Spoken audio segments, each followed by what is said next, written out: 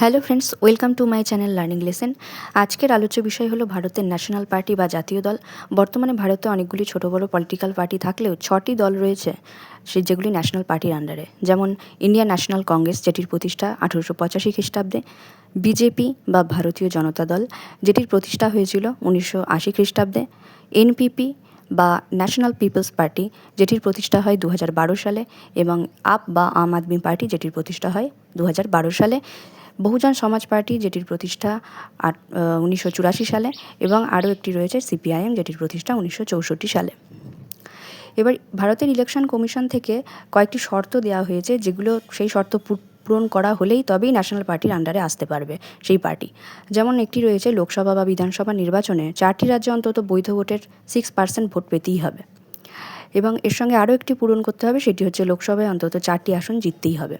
এবং এই দুটি যদি পূরণ না হয়, অন্য একটিভাবে হতে পারে, সেটি হচ্ছে অন্তত লোকসভা আসনের 2% জিততেই হবে। এবং এর সঙ্গে আরও একটি শর্ত পূরণ করতে হবে, সেটি হচ্ছে ভারতের 3টি আলাদা আলাদা রাজ্য থেকে প্রার্থী নির্বাচিত হতে হবে।